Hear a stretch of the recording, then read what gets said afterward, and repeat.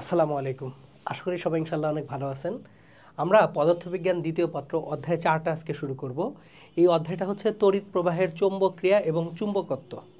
So অধ্যায়টার একেবারে শুরুটাই আমি করব কিভাবে আসলে তড়িৎ প্রবাহের চৌম্বক ক্রিয়া আবিষ্কার হলো। তো এই আবিষ্কারটা করেছিলেন বিজ্ঞানী ওয়েরস্টেড। সুতরাং বিজ্ঞানী ওয়েরস্টেড সাহেবের একটা পরীক্ষার মাধ্যমে আবিষ্কৃত হয়েছিল যে তড়িৎ প্রবাহিত হলে তার একটা চৌম্বক ক্রিয়া থাকে।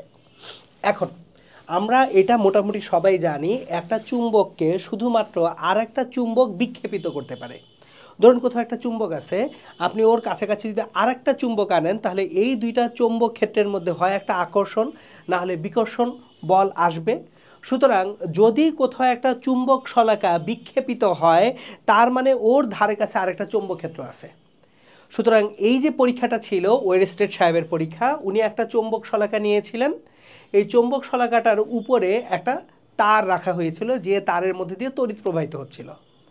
তো আসলে এই পরীক্ষণটা উনি প্রথমে করেছিলেন তার শিক্ষার্থীদেরকে এটা দেখাতে যে তড়িৎ প্রবাহের চৌম্বক ক্রিয়া নাই। ঘটনা ঘটে গেছে উল্টা, দেখা গেল যে না, তড়িৎ প্রবাহিত যখন হচ্ছে চুম্বকটা বিক্ষেপিত হচ্ছে এবং বিক্ষেপিত হয়ে সেটা এই তারের সঙ্গে সমকোণে স্থাপিত হওয়ার চেষ্টা করতেছে। তাহলে দেখেন, আপনার এই ওয়েরস্টেডের পরীক্ষায় আমরা একটা মুক্তভাবে ঘূর্ণনক্ষম চুম্বক শলাকা রেখেছি, এর খানিকটা উপরে একটা পরিবাহী তার সমান্তরালভাবে রাখা হয়। তাহলে এটা পরিবাহী তার সমান্তরালভাবে রাখা হয়েছে, যেখানে তড়িৎ প্রবাহিত হচ্ছে। পরিবাহীর মধ্য দিয়ে তড়িৎ প্রবাহ চালনা করলে দেখা যায় যে চৌম্বক শলাকাটি চৌম্বক মধ্যতল হতে বিচ্যুত হচ্ছে এবং তারের সাথে সমকোণে স্থাপিত হওয়ার চেষ্টা করতেছে। তাহলে এই যে চৌম্বক শলাকাটা বিক্ষেপিত হচ্ছে এবং তারের সঙ্গে কিভাবে সমকোণে স্থাপিত হওয়ার চেষ্টা করতেছে। তাহলে এই ওয়েরস্টেডের পরীক্ষা থেকে আমরা বুঝতে পারতেছি, অবশ্যই যখন তড়িৎ প্রবাহিত হচ্ছে তখন এই তড়িৎ প্রবাহের জন্য চারপাশে একটা চৌম্বক ক্ষেত্র তৈরি হচ্ছে, যে চৌম্বক ক্ষেত্র এই চৌম্বক শলাকাটাকে অ্যাকচুয়ালি বিক্ষেপিত করতেছে। এখন আমরা ওয়েরস্টেডের যে পরীক্ষাটা ছিল, এই পরীক্ষা থেকে কি কি জিনিসপত্র জানতে পারি সেগুলো একটু দেখে নিই। এগুলো জাস্ট বইয়ের তথ্যাবলী। এই তথ্যগুলো কেন দরকার? এমসিকিউ ইনফরমেশন হিসেবে তথ্যগুলি আপনাদের প্রচণ্ড পরিমাণ কাজে লাগবে। সো আমি একটা একটা করে তথ্যের আলোচনা এখন করব। দেখেন, তড়িৎ প্রবাহ যদি বন্ধ করা হয় তাহলে চুম্বক শলাকা পূর্বাবস্থায় ফিরে আসে। আমরা ওয়েরস্টেডের পরীক্ষায় যে সমান্তরাল পরিবাহী তারটা ছিল, ওই তারের মধ্যে যদি তড়িৎ প্রবাহ বন্ধ করা হয় তাহলে চুম্বক শলাকাটা সম্পূর্ণরূপে আগের অবস্থায় ফেরত আসে। আবার তড়িৎ প্রবাহ মাত্রা বৃদ্ধি করলে শলাকার বিচ্যুতি বৃদ্ধি পায়। কারেন্টের মান, তড়িৎ প্রবাহ মাত্রা বাড়ানো মানে কি? আয়ের মান বাড়ানো। আয় যত বাড়বে চারপাশের চৌম্বক ক্ষেত্র তত বৃদ্ধি পাবে। আর চৌম্বক ক্ষেত্র যদি বৃদ্ধি পায়, একটু পরেই যে আমরা বায়ট স্যাভার্টের সূত্র যখন দেখব বা বিও স্যাভার্টের সূত্র যখন দেখব, তখন ওইখানে দেখবেন যে কারেন্ট বা তড়িৎ প্রবাহের সাথে সরাসরি চৌম্বক ক্ষেত্রের একটা কি আছে? সম্পর্ক আছে। তাহলে আমাদের প্রবাহ মাত্রা যদি বৃদ্ধি করি, শলাকার বিচ্যুতি বৃদ্ধি পাবে। কেন? প্রবাহ মাত্রার সঙ্গে সঙ্গে চৌম্বক ক্ষেত্র বেড়ে যায়। শুধু তাই নয়, তড়িৎ প্রবাহের অভিমুখ পরিবর্তন করলে শলাকার বিচ্যুতির অভিমুখও পরিবর্তিত হয়। একটু পরে আমি চৌম্বক ক্ষেত্রের অভিমুখ দেখাবো আপনাদেরকে। ফ্লেমিংয়ের ডানহস্ত সূত্র এবং ম্যাক্সওয়েলের কর্ক স্ক্রু সূত্র দেখাবো। সেখান থেকে এটা বুঝবেন, কারেন্টের ডিরেকশন যদি চেঞ্জ করা হয় তাহলে চৌম্বক ক্ষেত্রের ডিরেকশনও চেঞ্জ হয়ে যায়। এখন সিদ্ধান্তগুলা যেটা ওয়েরস্টেডের পরীক্ষা থেকে আসে, একটা একটা করে আমরা সিদ্ধান্তে আসি। প্রথম সিদ্ধান্ত, ক নাম্বার সিদ্ধান্ত, পরিবাহীর মধ্য দিয়ে তড়িৎ প্রবাহের ফলে চৌম্বক ক্ষেত্রের সৃষ্টি হয়। তাহলে চৌম্বক ক্ষেত্র কেন সৃষ্টি হয়? পরিবাহীর মধ্য দিয়ে তড়িৎ প্রবাহের ফলে। যদি তড়িৎ প্রবাহিত না হয় তাহলে চৌম্বক ক্ষেত্র সৃষ্টি হবে না। এক। দু নাম্বার, তড়িৎ প্রবাহে সৃষ্ট চৌম্বক ক্ষেত্রের মান তড়িৎ প্রবাহ মাত্রার উপর নির্ভর করে। এটা খুব ইম্পর্ট্যান্ট। চৌম্বক ক্ষেত্রের মান তড়িৎ প্রবাহ মাত্রার উপরে নির্ভর করে। তার মানে চৌম্বক ক্ষেত্র যদি বি দ্বারা সূচিত করি, বি সরাসরি তড়িৎ প্রবাহ আয়ের সমানুপাতিক, যেটা আমরা বিও স্যাভার্টের সূত্রেও দেখব। 3 নাম্বার প্রপার্টি, তড়িৎ প্রবাহের দিকের উপর সৃষ্ট চৌম্বক ক্ষেত্রের দিক নির্ভর করে। তড়িৎ প্রবাহ কোন দিক থেকে কোন দিকে হচ্ছে তার সঙ্গে চৌম্বক ক্ষেত্রের দিক নির্ভরশীল। 4 নাম্বার হচ্ছে তড়িৎ প্রবাহ যতক্ষণ থাকে চৌম্বক ক্ষেত্র ততক্ষণ থাকে। তড়িৎ প্রবাহ বন্ধ হওয়া মানে চৌম্বক ক্ষেত্র বন্ধ হয়ে যাওয়া। সো এগুলো ছিল ওয়েরস্টেডের পরীক্ষা এবং ওয়েরস্টেডের পরীক্ষা থেকে প্রাপ্ত সিদ্ধান্তগুলি। আমরা এখন যে কাজটা করব সেটা হচ্ছে চৌম্বক ক্ষেত্র কি সেটাকে আগে একটু ডিফাইন করব। চৌম্বক ক্ষেত্র কাকে বলে? সো চৌম্বক ক্ষেত্রের ডেফিনেশনটা হচ্ছে, দেখেন এখানে দুটো ফেনোমেনা আছে, দুটো বিষয় আছে। একটা হচ্ছে গতিশীল চার্জ। ধরুন একটা চার্জ গতিশীল হলো, এই চার্জটা ভি বেগে গতিশীল হলো, কিউ মানের চার্জ ভি বেগে গতিশীল হলো। তাহলে এই কিউ মানের চার্জ যদি ভি বেগে গতিশীল হয়, গতিশীল চার্জ তার চারপাশে চৌম্বক ক্ষেত্র তৈরি করে। সো এইখানে তাহলে দেখেন একটি গতিশীল চার্জ বা একটি স্থায়ী চুম্বক তার চারদিকে যে অঞ্চলব্যাপী এর প্রভাব বিস্তার করে তাকে চৌম্বক ক্ষেত্র বলে। তাহলে একটা গতিশীল চার্জ বা একটি স্থায়ী চুম্বক তার চারদিকে যে অঞ্চলব্যাপী এর প্রভাব বিস্তার করে তাকে কি বলা হয়? চৌম্বক ক্ষেত্র বলা হয়। এখন দেখেন তড়িৎ প্রবাহ যখনই হবে তখনই সেখানে কি চার্জ অ্যাসোসিয়েটেড না? উইদাউট এনি চার্জ তড়িৎ প্রবাহ হতে পারে? পারে না। তড়িৎ প্রবাহ কি ছিল? ইলেকট্রনের মধ্য দিয়ে শক্তির প্রবাহ। তাহলে যখন আমি যে কোনো পরিবাহী তারের মধ্য দিয়ে তড়িৎ প্রবাহিত করতেছি, ওর মধ্যে ইলেকট্রন তার তারণ বেগে কিন্তু যাচ্ছে, দৌড়াচ্ছে। সুতরাং একটা গতিশীল চার্জ বা একটা স্থায়ী চুম্বক তার চারদিকে যে অঞ্চলব্যাপী এর প্রভাবটা বিস্তার করতেছে সেটাকে আমরা কি বলতেছি? তার চৌম্বক ক্ষেত্র বলতেছি। ওকে, আমরা এর পরের দিকে যে গতিশীল চার্জের কারণে কীরকমভাবে চৌম্বক ক্ষেত্র তৈরি হয় বা কতটুকু চৌম্বক বল তৈরি হয় সেগুলো কিন্তু আমরা ডিসকাস করব ইনশাল্লাহ। এখন আসি চৌম্বক ক্ষেত্রের অভিমুখ নির্ণয়। আমরা আপাতত তড়িৎবাহী তারের জন্য দেখব, আগেই আমরা গতিশীল চার্জের জন্য দেখব না। আমরা কিসের জন্য দেখব? তড়িৎবাহী তারের জন্য চৌম্বক ক্ষেত্রের ডিরেকশন দেখব। তাহলে এইখানে অ্যাকচুয়ালি আমি আপনাদেরকে দুটো নিয়ম পড়াবো। সো প্রথমটা হচ্ছে আমরা যেটা পড়ব ফ্লেমিংয়ের ডান হস্ত নিয়ম। তাহলে 1 নাম্বার যেটা পড়ব সেটা হচ্ছে বিজ্ঞানী ফ্লেমিংয়ের ডান হস্ত নিয়ম।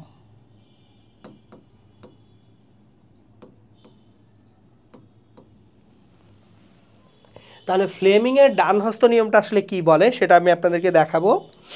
ধরেন এটা একটা তার, আমার এই যে কলমটা আমার হাতে আছে এটাই তার। এই তারে কারেন্ট নিচ থেকে উপরে যেতে পারে, উপর থেকে নিচে নামতে পারে।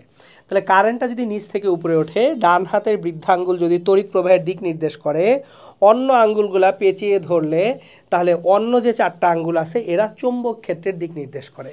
তাহলে খেয়াল করেন, ডান হাতের বৃদ্ধাঙ্গুল যখন আমার তড়িৎ প্রবাহের দিক নির্দেশ করবে তখন অন্য 4 আঙ্গুল পেঁচানো অবস্থায় কি নির্দেশ করবে? চৌম্বক ক্ষেত্রের দিক নির্দেশ করবে। তাহলে এটা একটু গুছিয়ে লিখে রাখি আমরা। ফ্লেমিংয়ের ডান হস্ত নিয়মে ডান হাতের বৃদ্ধাঙ্গুল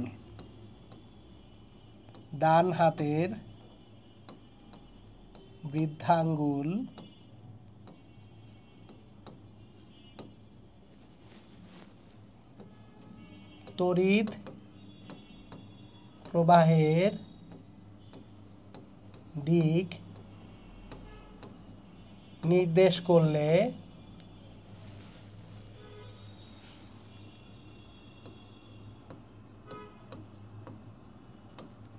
বাকি 4 আঙ্গুল বাঁকানো অবস্থায়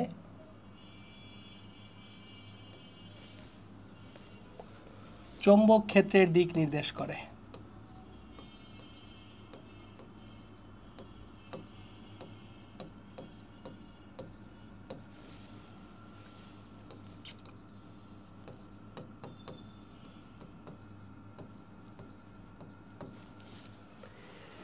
তাহলে দেখেন ডান হাতের বৃদ্ধাঙ্গুল যদি আমাদের তড়িৎ প্রবাহের দিক নির্দেশ করে, বাকি 4 আঙ্গুল বাঁকানো অবস্থায় চৌম্বক ক্ষেত্রের দিক নির্দেশ করে। এটা হচ্ছে ফ্লেমিংয়ের ডান হস্ত নিয়ম।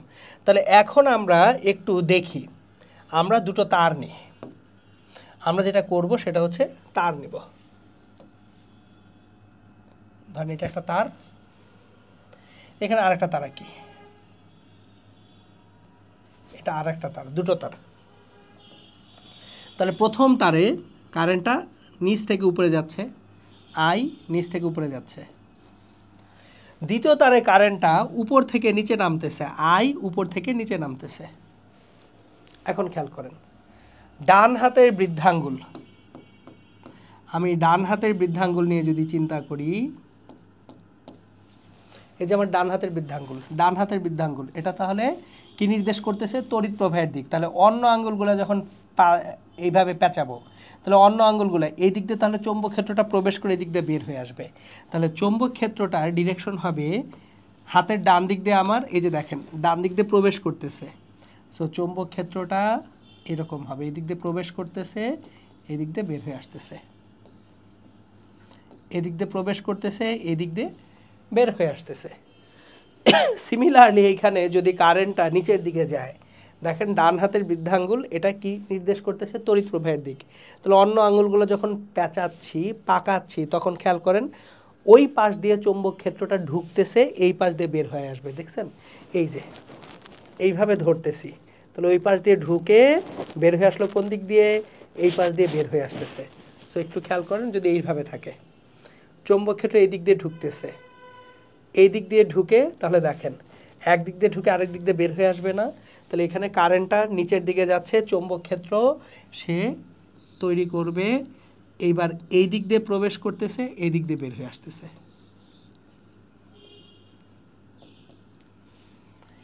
এই হচ্ছে ফ্লেমিংয়ের ডান হস্ত নিয়ম। সুতরাং আমরা প্রথমে পড়লাম ফ্লেমিংয়ের ডান হস্ত নিয়ম, এরপর পড়ব ম্যাক্সওয়েলের কর্ক স্ক্রু নিয়ম। সো 2 নাম্বার নিয়ম হচ্ছে ম্যাক্সওয়েলের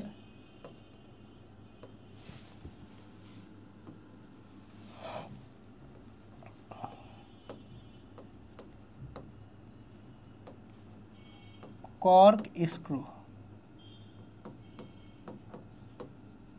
নিয়ম।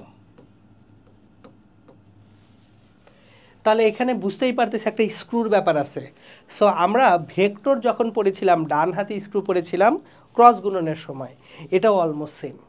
তাহলে ম্যাক্সওয়েলের কর্ক স্ক্রু নিয়ম অনুযায়ী যে যদি একটা ডান হাতি স্ক্রু নেওয়া হয়, একটা ডান হাতি স্ক্রু যখন ঘুরতেছে, ধরুন এই যে তলটা আছে, আমি যদি একটা ডান হাতি স্ক্রু নিই, যে আমার ডান হাতি স্ক্রু, সেটাকে যদি এইভাবে ঘুরাই, তাহলে সেটা কি করবে? ভিতরের দিকে প্রবেশ করবে। তাহলে ক্লকওয়াইজ ঘুরালে ডান হাতি স্ক্রু কোন দিকে যাবে? ভিতরের দিকে যাবে। সুতরাং যদি একটা চৌম্বক ক্ষেত্র ক্লকওয়াইজ হয়, তাহলে তড়িৎ প্রবাহের দিক হবে ভিতরের দিকে বা নিচের দিকে। তাহলে যদি চৌম্বক ক্ষেত্র ক্লকওয়াইজ বা ঘড়ির কাঁটার দিকে তৈরি হয়, চৌম্বক ক্ষেত্র ক্লকওয়াইজ বা ঘড়ির কাঁটার দিকে হলে চৌম্বক ক্ষেত্র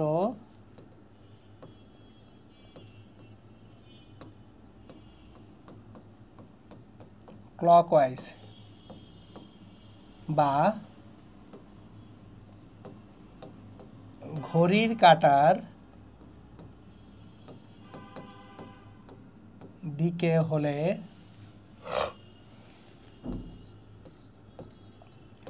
তড়িৎ প্রবাহ তল বরাবর ভিতরের দিকে বা নিচের দিকে।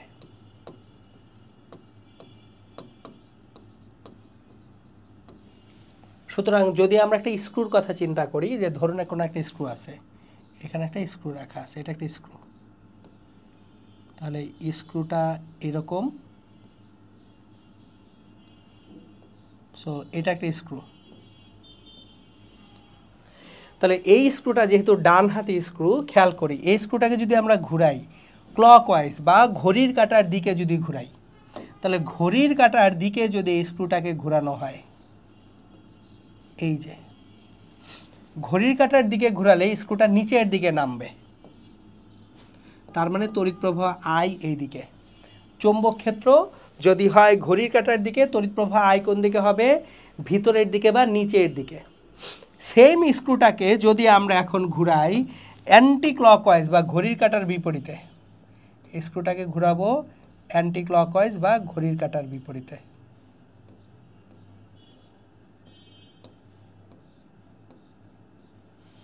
তাহলে এই স্ক্রুটাকে যদি অ্যান্টি ক্লকওয়াইজ ঘোরাই মানে ঘড়ির কাঁটার বিপরীতে ঘোরাচ্ছি, এই যে দেখেন একটা হচ্ছে ক্লকওয়াইজ এইভাবে ঘোরাচ্ছি, ডান দিকে ক্লকওয়াইজ ঘোরাচ্ছে, সে কিন্তু ভিতরে ঢুকবে। অ্যান্টি ক্লকওয়াইজ ঘোরালে সে কী করবে, বাইরে বের হয়ে আসবে, বা অ্যান্টি ক্লকওয়াইজ ঘোরালে সে উপরের দিকে উঠে আসবে। তাহলে আমি যদি এখন একে অ্যান্টি ক্লকওয়াইজ বা ঘড়ির কাঁটার বিপরীতে ঘুরাই, অ্যান্টি ক্লকওয়াইজ বা ঘড়ির কাঁটার বিপরীতে ঘুরাই, তাহলে কারেন্টটা কোন দিকে যাবে, উপরের দিকে যাবে। এখন তাহলে যদি চৌম্বক ক্ষেত্র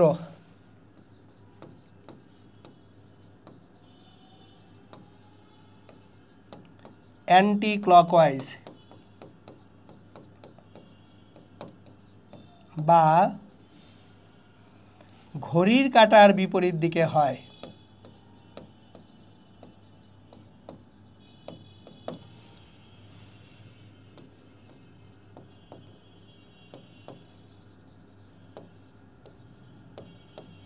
তাহলে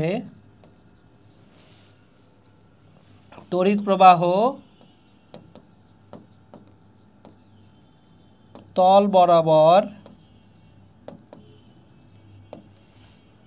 বাইরের দিকে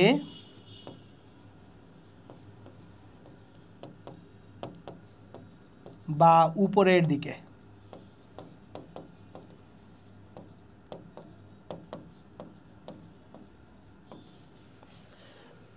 এখন কোশ্চেন হচ্ছে ফ্লেমিংয়ের ডান হস্ত সূত্রের সাথে এটা আসলে কতটুকু মিল থাকবে, বা দুটো তো একই হওয়ার কথা। চলেন দেখি একটু ফ্লেমিংয়ের ডান হস্ত সূত্রটা যদি এখানে অ্যাপ্লাই করি। দেখেন এখানে কারেন্টটা নিচের দিকে নামতেছে, তাহলে আই কোন দিকে, নিচের দিকে। এখন তাহলে দেখেন তো চৌম্বক ক্ষেত্র ওই যে ওই দিক দিয়ে ঢুকে এদিক দিয়ে বের হচ্ছে না, এই দেখেন আমার ডান হস্ত আই নিচের দিকে, চৌম্বক ক্ষেত্র এদিক দিয়ে কি ঢুকে এদিক দিয়ে বের হয়ে আসতেছে না, তাহলে দেখেন দুটো আসলে একই। এইখানে কারেন্ট আই উপর দিকে উঠতেছে, আই উপরের দিকে উঠতেছে, তাকান ডান হাতের বৃদ্ধাঙ্গুল উপরের দিকে, ওই দেখান থেকে চৌম্বক ক্ষেত্র বের হয়ে আসতেছে না, এই দেখেন চৌম্বক ক্ষেত্র বের হয়ে আসতেছে আর এই পাশ দিয়ে ঢুকতেছে। সুতরাং অ্যাকচুয়ালি ম্যাক্সওয়েলের কর্ক স্ক্রু নিয়ম এবং ফ্লেমিংয়ের ডান হস্ত নিয়ম দুটো আমাকে আসলে সেম ডিরেকশনের চৌম্বক ক্ষেত্রই দিবে। সুতরাং এইখানে দুটোর মধ্যে আসলে ভিন্নতা নাই, আপনি যে কোনো একটা মনে রাখলেই হয়ে যাবে।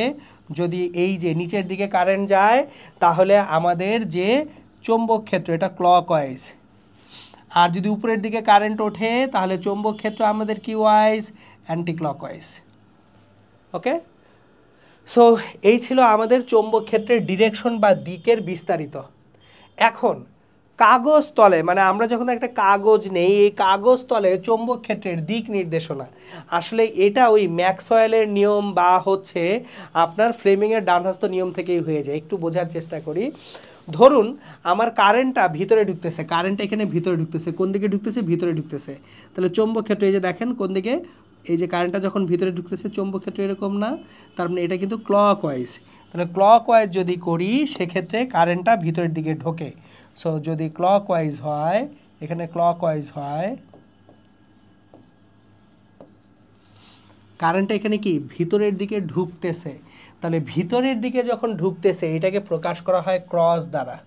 ক্রস মানে কারেন্টটা ভিতরের দিকে ঢুকতেছে। দেখেন অনেক সময় কাগজ তলের লম্ব বরাবর চৌম্বক ক্ষেত্রের অভিমুখ নির্দেশ করাটা সুবিধাজনক। অনুভূমিক কাগজ তলে উপরের দিকে এবং ভেতরের নিচের দিকে দুটি অভিলম্ব দিক রয়েছে। আমি একটা কাগজ তল নিলে উপরের দিকে যেমন একটা ডিরেকশন আছে, নিচের দিকেও একটা ডিরেকশন আছে। সুতরাং চৌম্বক ক্ষেত্র কাগজ তলের বাইরের দিকে না ভিতরের দিকে তা বোঝানোর জন্য একটা পদ্ধতি সর্বত্র ব্যবহৃত হয়। সো এখন এ পদ্ধতি অনুসারে চৌম্বক ক্ষেত্র কাগজ তলের বাইরের দিকে অর্থাৎ পাঠকের দিকে তা দেখানোর জন্য কতগুলো ডট চিহ্ন ব্যবহার করা হয়। ডট মানে কাগজ তল থেকে বের হয়ে আপনার দিকে আসছে। একটু খেয়াল করেন, এইখান থেকে এই যে কারেন্টের ডিরেকশন এই দিকে, তাহলে কারেন্টের ডিরেকশন এই দিকে মানে কি, এটা আমার দিকে দর্শকের দিকে আসতেছে। কারেন্টের ডিরেকশন এই দিকে মানে কি, এটা দর্শক থেকে দূরে সরে যাচ্ছে। তাহলে যদি দর্শকের দিকে আসে সেটা কি হবে, ডট। ডট মানে কোন দিকে আসতেছে, ডট মানে আমার দিকে আসতেছে, তাহলে ডট যদি আমার দিকে আসে, এই যে দেখেন ডান হাতের বৃদ্ধাঙ্গুল তড়িৎ প্রবাহের দিক, তাহলে চৌম্বক ক্ষেত্রের দিক কি, বাকি আঙ্গুলগুলা, তাহলে এটা কি বাইরের দিকে বের হয়ে আসতেছে অ্যান্টি ক্লকওয়াইজ, তাহলে চৌম্বক ক্ষেত্র তখন এখানে হবে অ্যান্টি ক্লকওয়াইজ।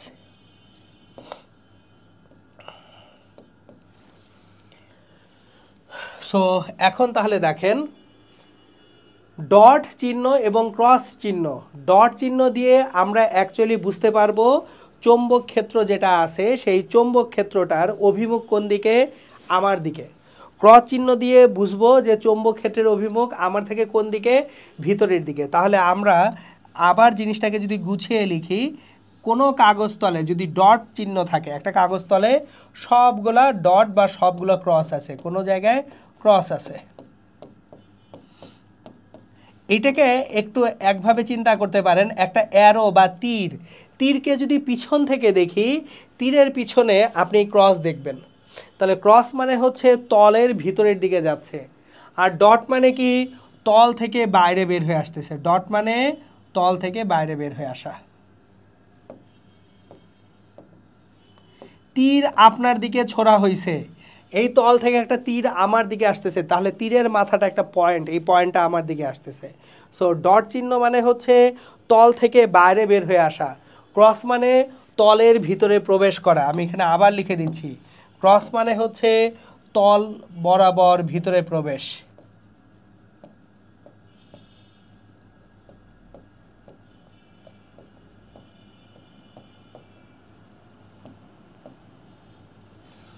ডট মানে হচ্ছে তল থেকে বাইরে বের হয়ে আসছে।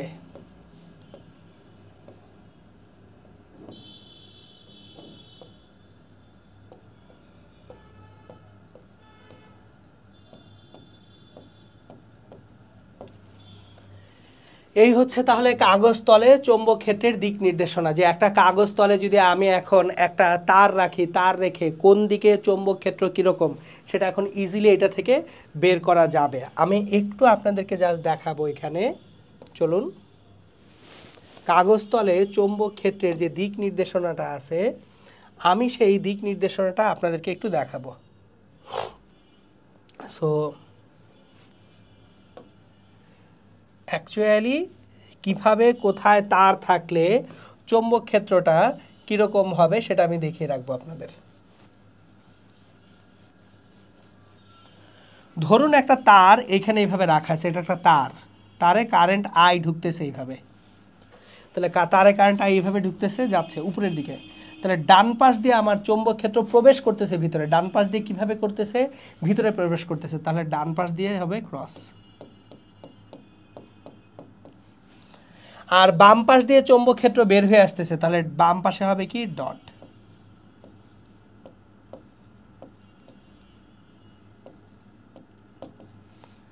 তাহলে দেখেন এখন আর বৃত্ত আঁকছি না, বৃত্ত না এঁকে বুঝাচ্ছি একটা তলে কারেন্ট একটা তার দিয়ে প্রবাহিত হচ্ছে, তাহলে কারেন্ট উপর দিকে প্রবাহিত হচ্ছে, ডান পাশে ক্রস কারণ ডান পাশে চৌম্বক ক্ষেত্র প্রবেশ করতেছে, বাম পাশে ডট কারণ বাম পাশ থেকে চৌম্বক বলরেখাগুলো বের হয়ে আসতেছে।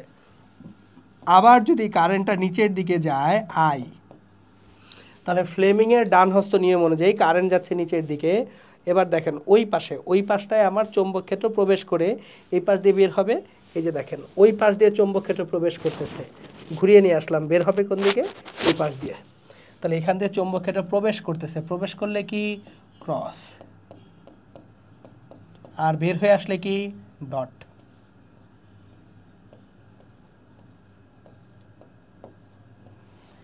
এই হচ্ছে আমাদের কাগজ তলে চৌম্বক ক্ষেত্রের দিক নির্দেশনার বিস্তারিত আলোচনা।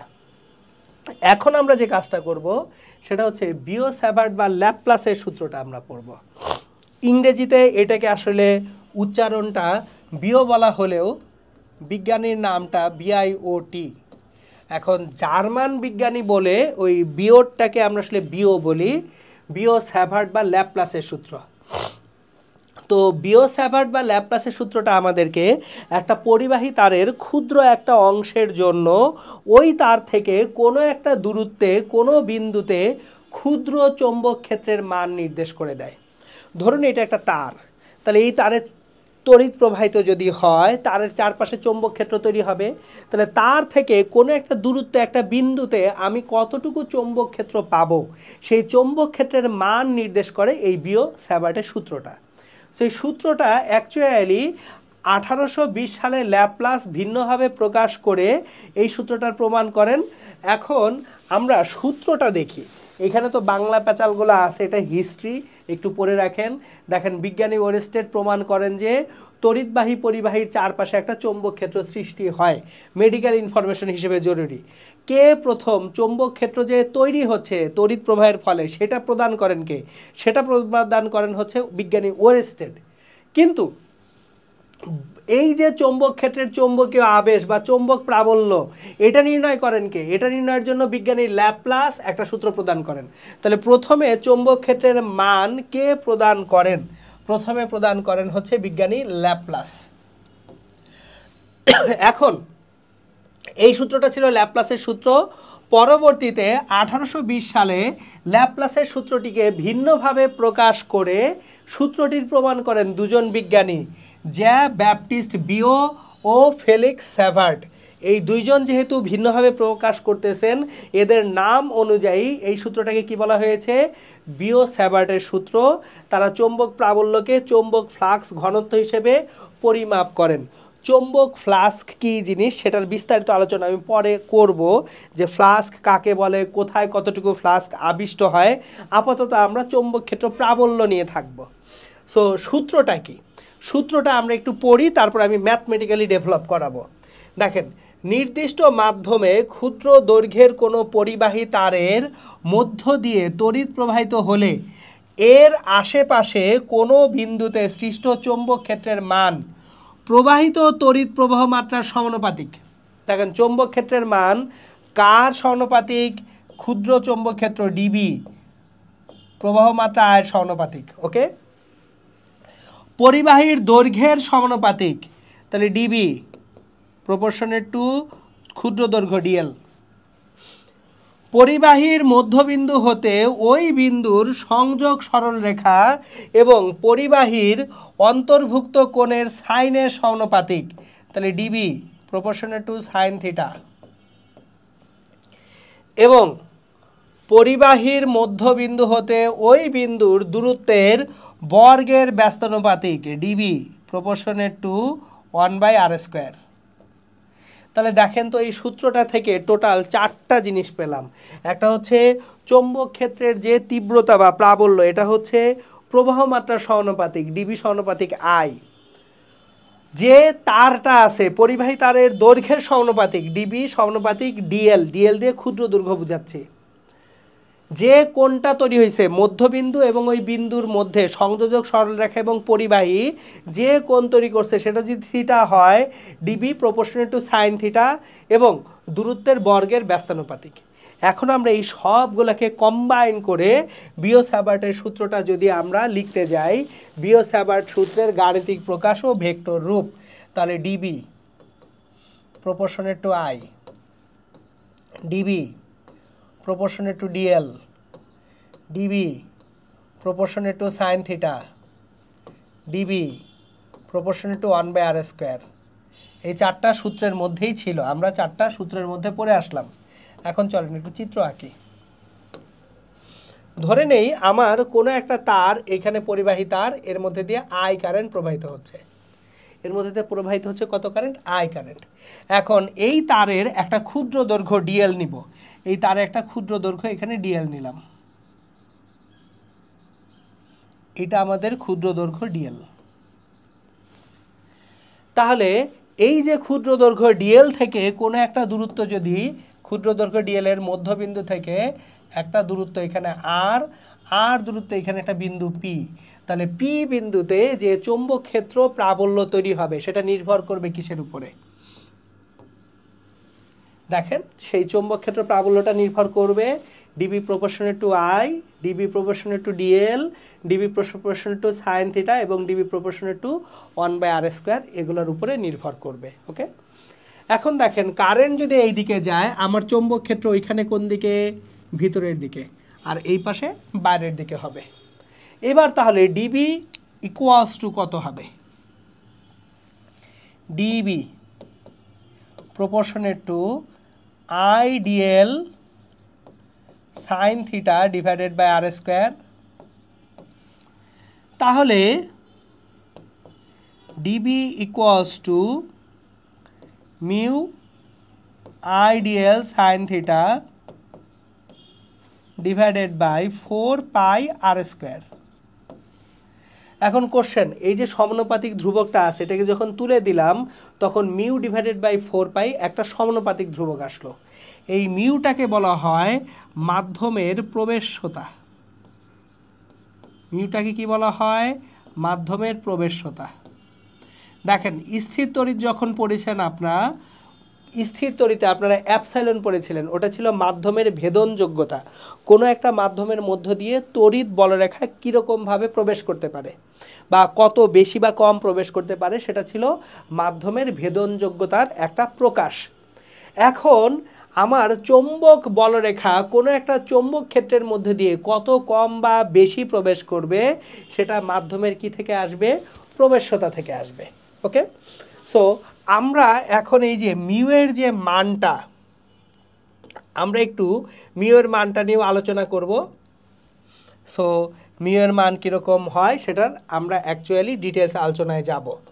সো মিউয়ের যে মানটা সেটা হচ্ছে, যদি আমরা শূন্য মাধ্যমে চিন্তা করি, শূন্য মাধ্যমে মিউয়ের মানটাকে মিউ জিরো দ্বারা প্রকাশ করা হয়, তাহলে শূন্য মাধ্যমে এই প্রবেশ্যতা মিউ জিরো কত হবে? দেখেন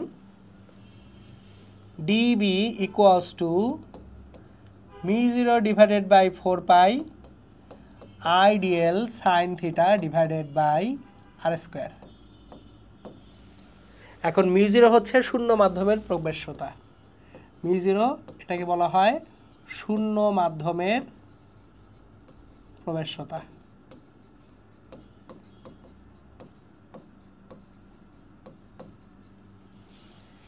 এখন মিউ বা মিউ জিরোর একক কি, আমরা সেই এককটা একটু জেনে রাখি। মিউ বা মিউ জিরোর এককটা, এখানে মিউ হচ্ছে মাধ্যমের প্রবেশ্যতা ছিল, চলুন মিউ এর এককটা জেনে রাখি।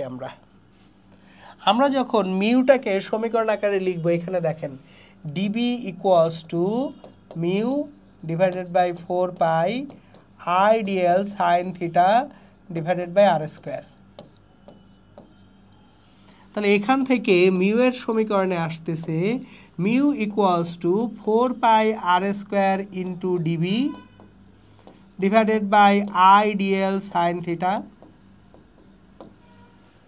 খেয়াল করেন, mu equals to 4 pi r square বাম পাশে চলে আসলো, 4 pi r square into D B divide by I D L sine theta. এবার দেখি 4 পাই আর স্কোয়ার, 4 পাইয়ের তো কোনো একক নেই, আর স্কোয়ার এটার একক কি? Metre square.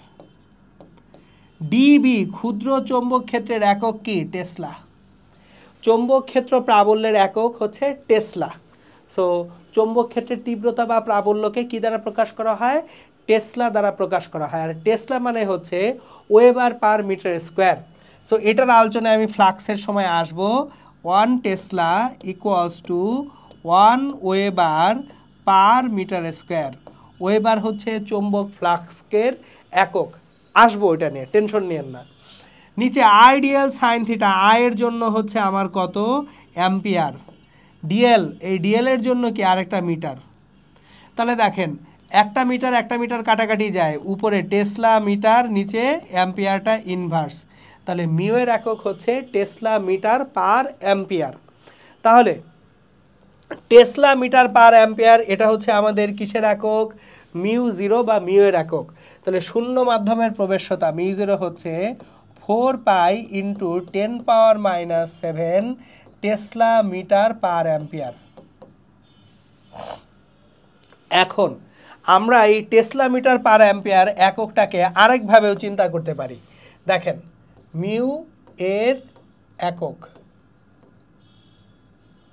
Tesla metre per ampere. আবার টেসলা এটা তো ওয়েবার পার মিটার স্কোয়ার, সুতরাং weber per metre per ampere এটাও কিন্তু মিউ এর একক বলা যায়। তাহলে আমরা মিউ জিরো, মিউ এগুলোর একক আপাতত জেনে গেলাম। এখন শূন্য মাধ্যমের প্রবেশ্যতা এবং যে কোনো মাধ্যমের প্রবেশ্যতার যে রেশিও বা অনুপাত সেটাকে বলা হয় আপেক্ষিক প্রবেশ্যতা mu r, mu divided by mu zero. এই ইনফরমেশন বা তথ্যটা আপনার ভৌত আলোক বিজ্ঞানে যেও লাগবে, কারণ ভৌত আলোক বিজ্ঞানে যখন আমরা আলোর বেগ পড়ব, আলো একটা তাড়িৎ চৌম্বক তরঙ্গ, ওর তড়িৎ ক্ষেত্র আছে, চৌম্বক ক্ষেত্র আছে, সুতরাং ওখানে যেও প্রবেশ্যতাটা কাজে লাগবে। সো এখানে আমরা পড়ে রাখছি মিউ আরকে বলা হয় আপেক্ষিক প্রবেশ্যতা।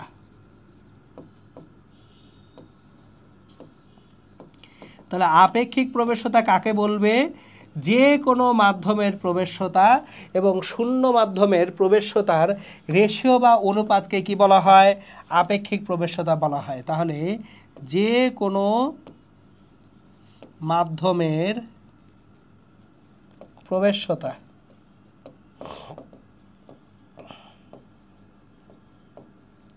ও শূন্য মাধ্যমের প্রবেশ্যতার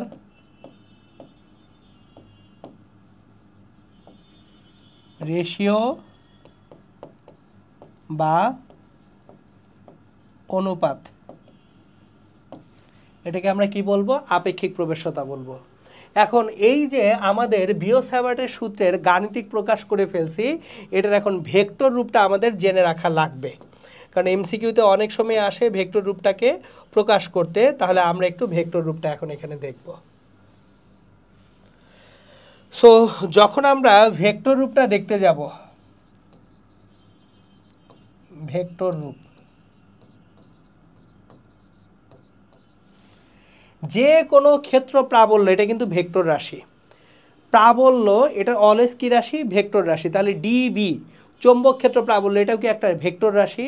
তাহলে এটা যদি একটা ভেক্টর রাশি হয়ে থাকে, আমরা এখন dB equals to mu naught Idl sine theta divided by 4πr² করতেছি।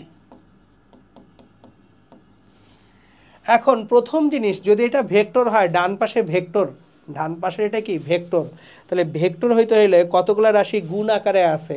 অবশ্যই ক্রস গুণন হইতে হবে। বোঝার চেষ্টা করি। একাধিক রাশি যদি আমার থাকে কোনো একটা ভেক্টরে, সেক্ষেত্রে একাধিক রাশিকে আমার কি আকারে রাখতে হবে? ক্রস গুণন আকারে রাখতে হবে, যদি গুণফলটা ভেক্টর হয়। সো তাহলে এখন ডান পাশে আই তড়িৎ প্রবাহ, এটা তো আসলে স্কেলার রাশি। তড়িৎ প্রবাহের কোনো দিক আছে? দিক তো নাই। তাহলে আমার এখানে কিভাবে আমি ভেক্টর আনব?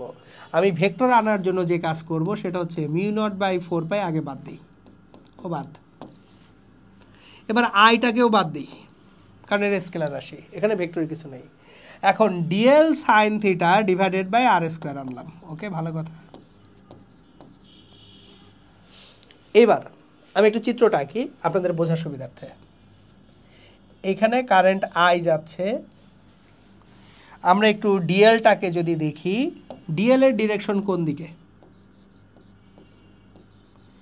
এই যে দৈর্ঘ্য ডিএল, এই ডিএল ভেক্টরের ডিরেকশন তড়িৎ প্রবাহ আয়ের দিকে। ডিএল এর ভেক্টরের ডিরেকশন কোন দিকে? তড়িৎ প্রবাহ আয়ের দিকে। এবার এর মধ্যবিন্দু থেকে একটা দূরত্ব আর, পি বিন্দু, এটা আর। তাহলে এইখানে আমাদের একটা অবস্থান ভেক্টর আর ভেক্টর চিন্তা করি। তাহলে ডিএল একটা ভেক্টর, আর একটা ভেক্টর। এখন কোশ্চেন হচ্ছে আমি কি ডিএল ক্রস আর করব নাকি আর ক্রস ডিএল করব? একটু বোঝার চেষ্টা করি। কারেন্ট এই দিক দিয়ে যাচ্ছে, চৌম্বক ক্ষেত্রে এই দিক দিয়ে ঢুকতেছে, ইন হচ্ছে। চৌম্বক ক্ষেত্র এখানে কি হচ্ছে? ইন হচ্ছে। তাহলে ওইখানে যদি চৌম্বক ক্ষেত্র ইন হইতে হয়, একটু মনোযোগ দিয়ে খেয়াল করি। ডিএল এর যে ডিরেকশন, এখানে ডিএল এর ডিরেকশন এইটা, এটা হচ্ছে ডিএল এর ডিরেকশন, এবং এইখানে এটা হচ্ছে আর এর ডিরেকশন। তাহলে ডিএল ক্রস আর যদি করি, ডিএল ক্রস আর করলে অ্যাঙ্গেলটা ক্লকওয়াইজ না অ্যান্টি ক্লকওয়াইজ? ক্লকওয়াইজ। ক্লকওয়াইজ মানে কি? ভিতরের দিকে। ক্লকওয়াইজ মানে কি হবে? ভিতরের দিকে হবে। তাহলে একটু আমি এনলার্জ করে আঁকি আবারও। আপনারা ভেক্টর এই জিনিস পড়ে আসছেন, সেই একই জিনিস। দেখেন ডিএল এর দিক কোন দিকে বললাম? ডিএল এর দিক সবসময় তড়িৎ প্রবাহের দিকে। তাহলে ডিএল এর দিক যদি তড়িৎ প্রবাহের দিকে হয়, আমার এখানে ডিএল এর দিক এইটা, এটা আমার ডিএল ভেক্টরের দিক, এইটা আমার আর ভেক্টরের দিক। তাহলে ডিএল এবং আর কে যদি ক্রস গুণফল করি থিটা, থিটা কি ক্লকওয়াইজ, থিটা যদি ক্লকওয়াইজ হয় তাহলে ডিএল ক্রস আর এর দিক কোন দিকে হবে, ভিতরের দিকে না বাইরের দিকে? ক্লকওয়াইজ হলে তল থেকে ভিতরের দিকে। দেখেন তো এখানে পি বিন্দুতে ডিবের দিক তল থেকে কোন দিকে, ভিতরের দিকে। তাহলে এখানে আমরা এসে যেটা করব সেটা হচ্ছে mu naught I divided by 4 pi dl into r into sine theta divided by নিচে একটা আর কিউব হবে। কেন আর কিউব? কারণ এখানে আর স্কোয়ার ছিল, উপরে একটা আর ইন্ট্রোডিউস করেছি, তাহলে একটা এক্সট্রা আর আসলে নিচে আর কিউব হয়ে যাবে। তাহলে এখন দেখেন ডিএল এবং আর এর ক্রস গুণফল করতেছি, ডিএল এবং আর সাইন থিটা। তাহলে আমরা যেটা পাবো mu naught I divided by 4 pi dl vector cross r vector divided by r cube. এটা হচ্ছে আমাদের কিসের ভেক্টর রূপ? বিও-স্যাভার্টের সূত্রের ভেক্টর রূপ। আশা করি জিনিসটা বুঝতে পারছেন ইনশাল্লাহ। ওকে, এখন এই বিও-স্যাভার্টের সূত্রের কিছু স্পেশাল সিনারিও আছে, আমরা স্পেশাল সিনারিওগুলো একটা একটা করে দেখব। প্রথম সিনারিওটা দেখেন, যখন থিটা ইকুয়ালস টু 0 ডিগ্রি, তাহলে প্রথম সিনারিওতে থিটা সমান যদি 0 ডিগ্রি হয়, আমরা ফার্স্ট সিনারিওর জন্য যদি চিন্তা করি dB equals to mu naught I dl sine 0 degree divided by 4 pi r square, sine 0 এর মান 0 0। তাহলে থিটা যদি 0 ডিগ্রি হয়, সাইন থিটার মান 0, বি সমান 0। তার মানে তড়িৎবাহী পরিবাহীর যে অক্ষটা আছে এই অক্ষের উপর সকল বিন্দুতে চৌম্বক ক্ষেত্রের মান 0। মানে কি বুঝায় বলতেছি, ধরেন এই যে তড়িৎ পরিবহন করতেছেন এইভাবে আই, এই তারের উপর একটা বিন্দু নিলাম, এখানে একটা বিন্দু নিলাম, তাহলে এইখানে অ্যাঙ্গেলটা কত তৈরি হয়েছে? 0 ডিগ্রি। তাহলে তড়িৎবাহী অক্ষের উপর যে কোনো বিন্দুতে চৌম্বক ক্ষেত্রের মান 0। এখান থেকে চমৎকার একটা অনুধাবনমূলক প্রশ্ন একটু পরে ডিসকাস করব।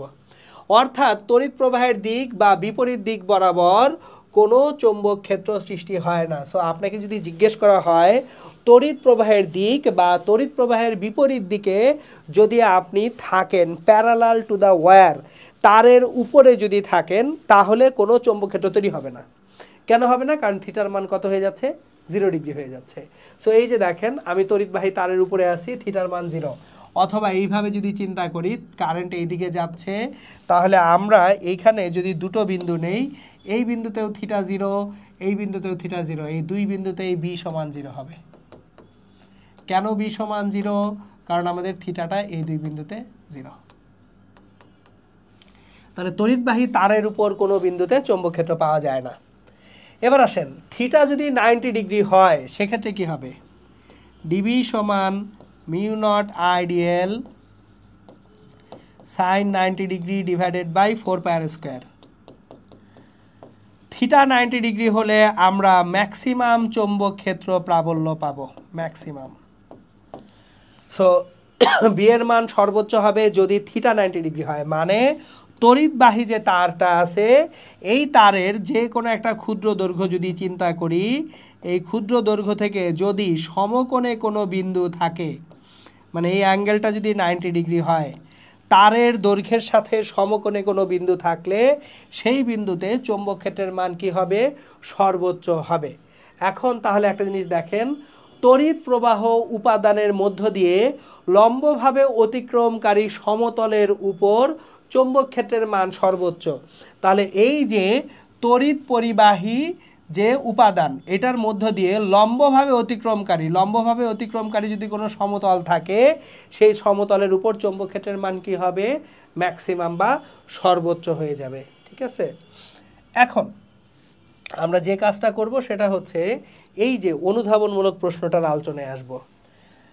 কোনো পরিবাহীতে তড়িৎ প্রবাহিত হলে পরিবাহীর আশেপাশে চৌম্বক ক্ষেত্র সৃষ্টি হয়। এখানে এই প্রবাহিতর পরে অ্যাকচুয়ালি একটা দাড়ি দেখা যাচ্ছে, দাড়ির কোনো অস্তিত্ব নেই, মুছে দিই।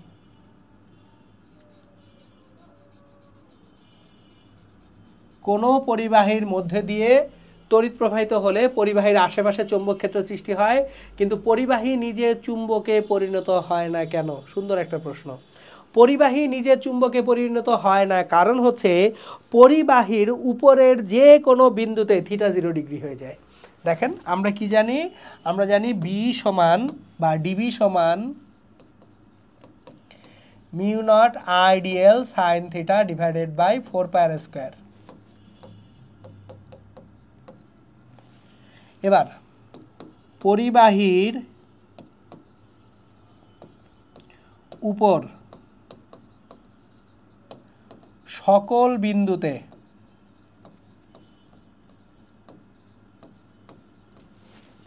Theta equals to 0 degree. So একটা পরিবাহী তারের উপরে সকল বিন্দুতেই থিটার মান কত হয়ে যাবে? 0 ডিগ্রি হয়ে যাবে। তাহলে একটা পরিবাহী তার এই তারের উপরে যে কোনো বিন্দুতে যাই, ধরেন ক্ষুদ্র দৈর্ঘ্য এখানে ডিএল, এখানে ক্ষুদ্র দৈর্ঘ্য ডিএল। এবার আমি একটা বিন্দু এখানে নিলাম পি বিন্দু, তাহলে ক্ষুদ্র দৈর্ঘ্য ডিএল থেকে এই পি বিন্দু পর্যন্ত দূরত্বটা হচ্ছে আর, কিন্তু থিটা কত? দেখেন তো, ডিএল এবং আর এই দুইটার মধ্যে কোনো কোণ আছে? থিটাটা 0 ডিগ্রি হয়ে গেছে। তাহলে থিটা 0 ডিগ্রি হয়ে গেলে আমাদের অ্যাকচুয়ালি ডিবি এর মানটাও 0 হয়ে যাবে। তাহলে তখন dB equals to mu naught Idl sine 0 degree divided by 4 pi r square 0। পরিবাহীর উপর সকল বিন্দুতে, পরিবাহীর উপর সকল বিন্দুতে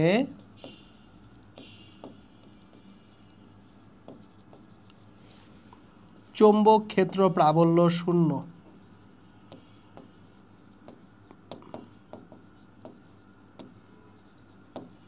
এখন দেখেন চুম্বকে পরিণত হলে তো তার একটা চৌম্বক ক্ষেত্র প্রাবল্য লাগবে, যেখানে চৌম্বক ক্ষেত্র প্রাবল্য নাই সেটা তো চুম্বকই না। সুতরাং পরিবাহী কখনোই চুম্বকে পরিণত হবে না। পরিবাহী তাই চুম্বকে পরিণত হয় না।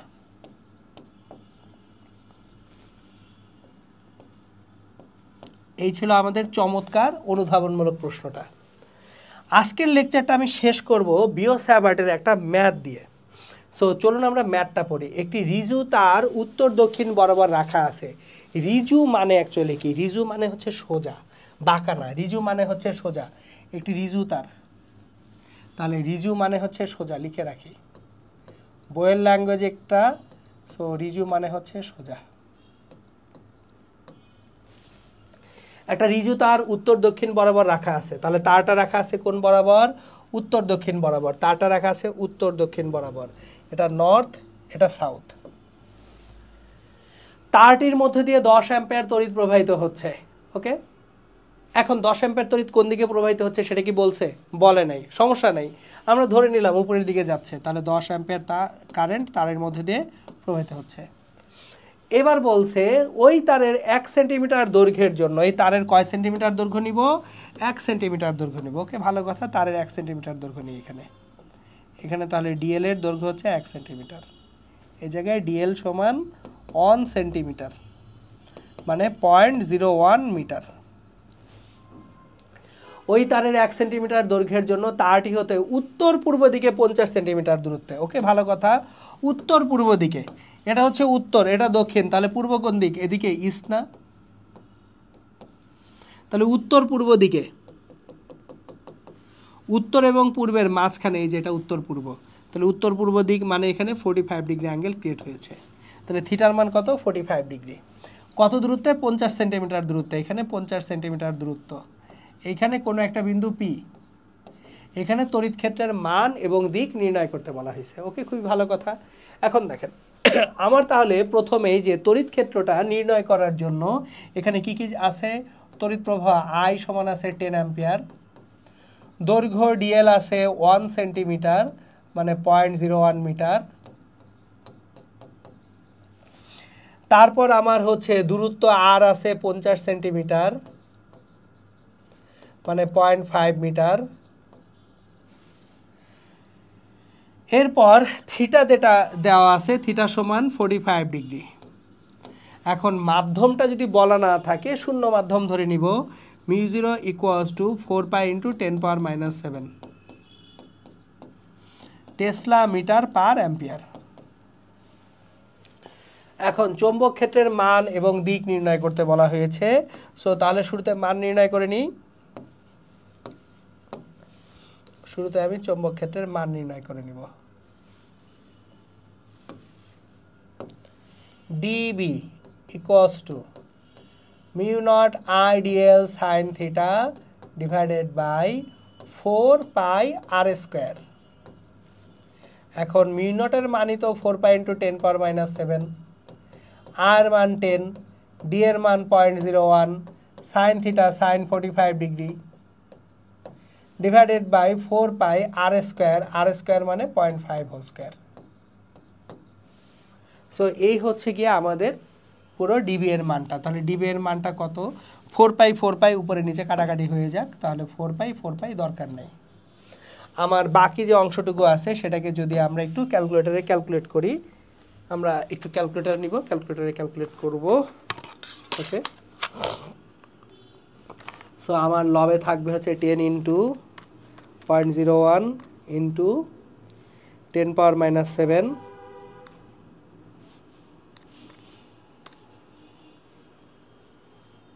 into sin 45 ডিগ্রি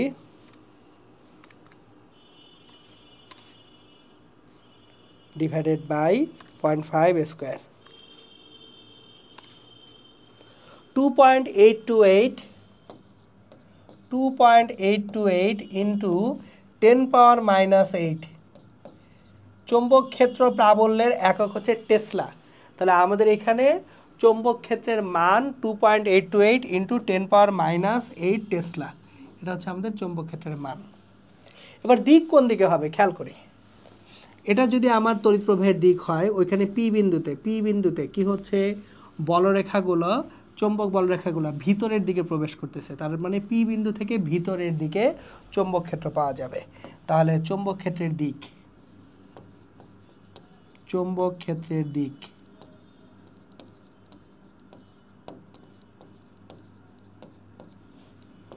পি বিন্দু হতে নিচের দিকে। দেখেন প্রশ্নে সুস্পষ্টভাবে বলা হয়েছে কি, চৌম্বক ক্ষেত্রের মান ও দিক নির্ণয় করো।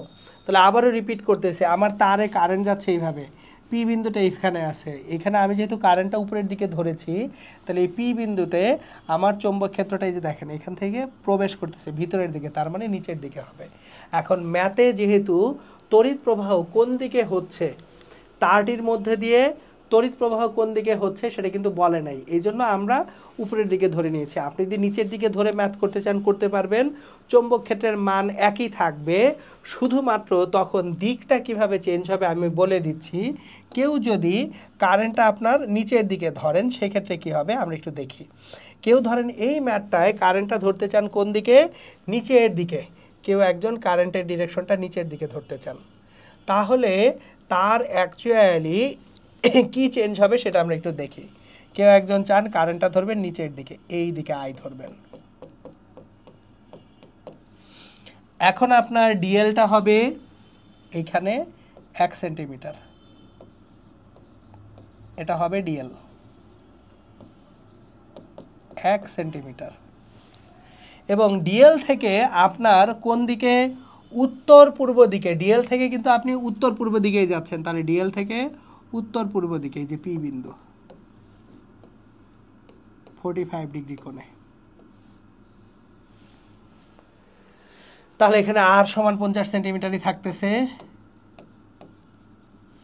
এইবার দেখেন, তাহলে এই সিনারিওতে কারেন্টটা যদি নিচের দিকে আসে, চৌম্বক ক্ষেত্র এই দিক দিয়ে ঢুকবে, ওই দিক দিয়ে বের হয়ে আসবে, কারেন্ট নিচের দিকে।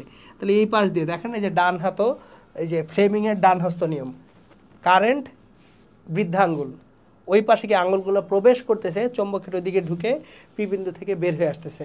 তাহলে যদি কেউ নিচের দিকে কারেন্টটা ধরেন, সেক্ষেত্রে পি বিন্দু হতে আর নিচের দিকে হবে না, চৌম্বক ক্ষেত্রের দিক হবে পি বিন্দু হতে উপরের দিকে।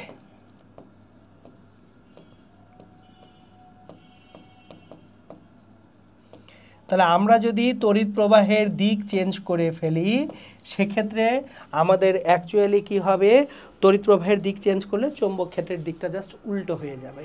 এই ছিল বিও-স্যাভার্টের সূত্রের একটা চমৎকার প্রয়োগ। তাহলে আমাদের লেকচার 1টা অ্যাকচুয়ালি এই পর্যন্তই। দেখা হবে লেকচার 2তে। সবাই ভালো থাকবেন, সুস্থ থাকবেন, সুন্দর থাকবেন। আসসালামু আলাইকুম।